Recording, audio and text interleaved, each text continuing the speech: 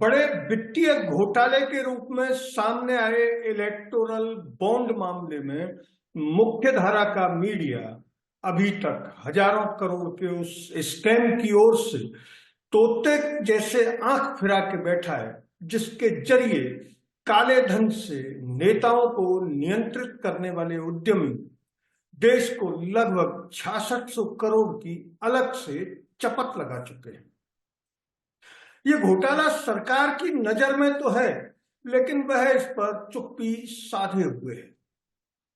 इस वीडियो में हम आपको बताएंगे कि चुनावी बॉन्ड खरीदने वाले उद्यमियों अमीरों ने 30% इनकम टैक्स बचाने के साथ लगभग 6600 करोड़ रुपए के काले धन को भी सफेद कर लिया।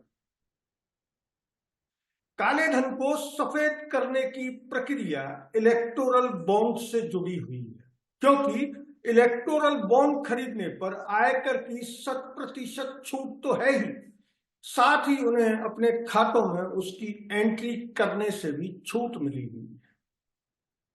अब बात सबूतों की आती है। इनकम टैक्स के इस स्कैम का आखिर सबूत क्या है? हम आपको बताएंगे कि इसका सबूत है वे कंपनियां जिनकी इनकम 300 करोड़ है और उन्होंने चंदा 1000 करोड़ से ज्यादा का दिया है। सवाल है कि जब कमाई नहीं तो इलेक्टोरल बॉन्ड खरीदने के लिए पैसा कहां से आया? साफ है कि वे काला धन है और उससे इलेक्टोरल बॉन्ड खरीदकर इनकम टैक्स की बचत को सफेद धन बनाकर कागजों में एंट्री की जा रही है। ऐसा काला धन इलेक्टोरल बॉन्ड खरीदने में इस्तेमाल करने वाली फ्यूचर गेमिंग की ही बात करें, उसने 1100 करोड़ से अधिक राशि के बॉन्ड खरीदे। इन बॉन्ड्स के आधार पर सीधे सीधे इनकम टैक्स छूट के लगभग 330 करोड़ रुपए के काले धन को उसने सफेद बना दिया। आपको पता है कि भारत में हायर इनकम ग्रुप पर 30% इनकम टैक्स है।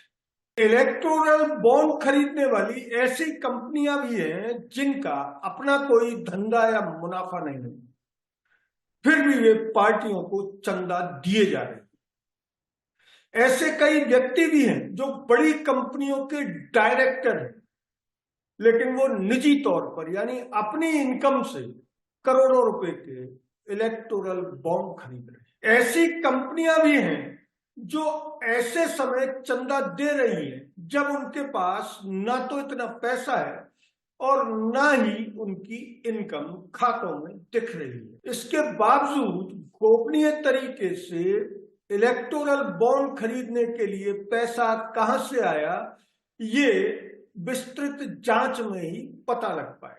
काले धन से इलेक्टोरल बॉन्ड खरीदने वाली 2 कंपनियां ऐसी हैं जिन्होंने बड़े पैमाने पर बॉन्ड खरीदे। सबसे अधिक बॉन्ड खरीदने वाली future gaming and hotel services private limited, जिसे एक लॉटरी किंग सेंटियागो मार्टिन चलाते हैं। इस कंपनी का मुनाफा कागजों में 330 करोड़ रुपए के आसपास दिखाया गया है, लेकिन इसका दफ्तर कहीं मिलता नहीं है और उसने 1000 करोड़ से अधिक का चंदा दिया है।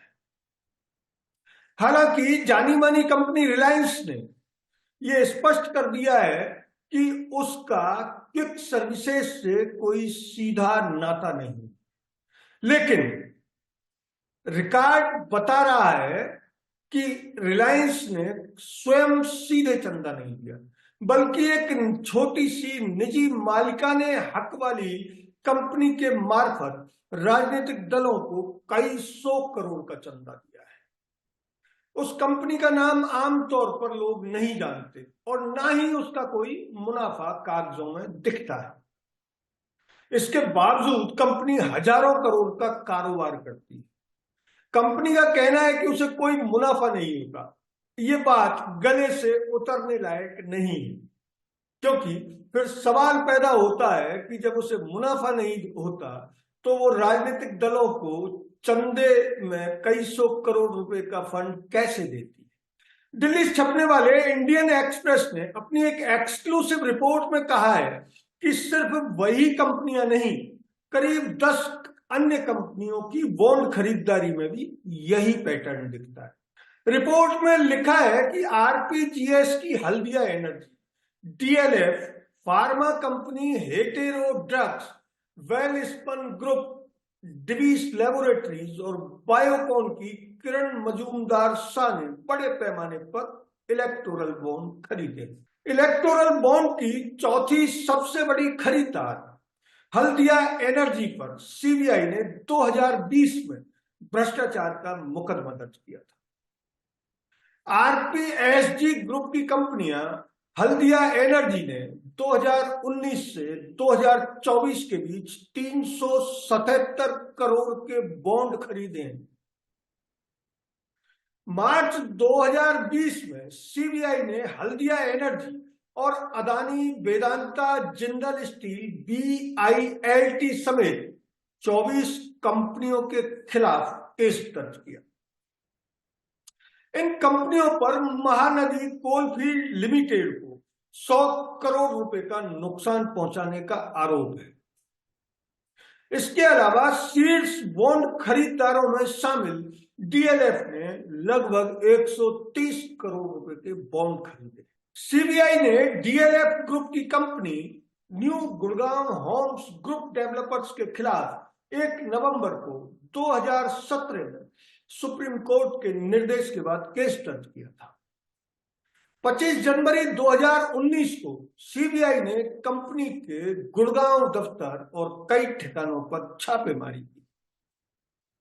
इसके बाद डीएलएफ ने 9 अक्टूबर 2019 से इलेक्टोरल बॉन्ड खरीदने शुरू किए और लगभग 130 करोड़ रुपए के बॉन्ड खरीद डाले।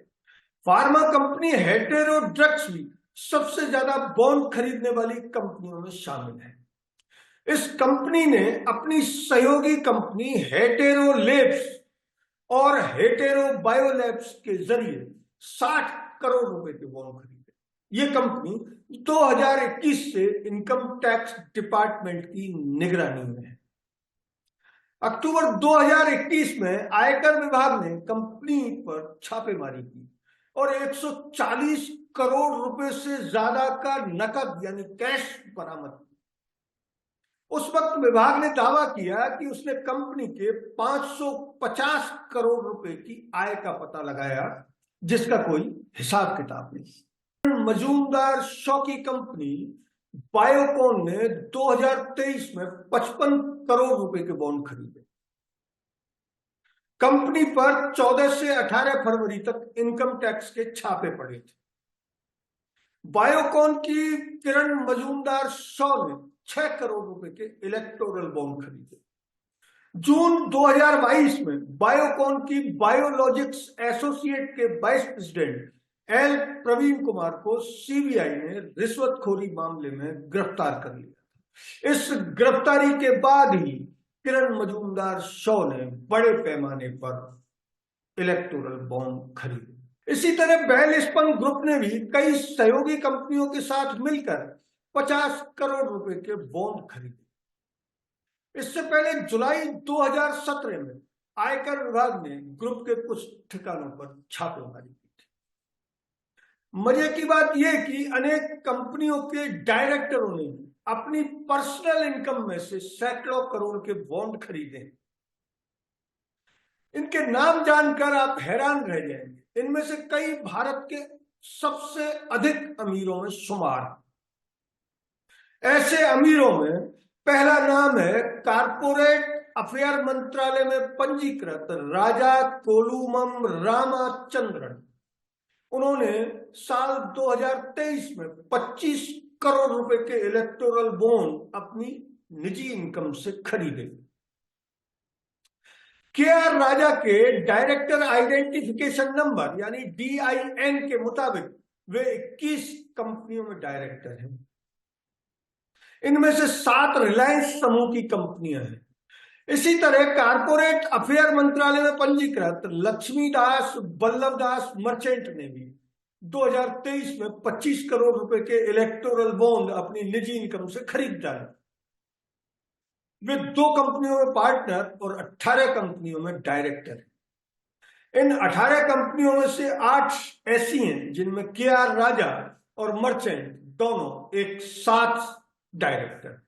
इंटरग्लोब इंटरप्राइजेज के group managing director Rahul Bhatia Bharat की सबसे बड़ी एयरलाइन इंडिगो के मैनेजिंग डायरेक्टर।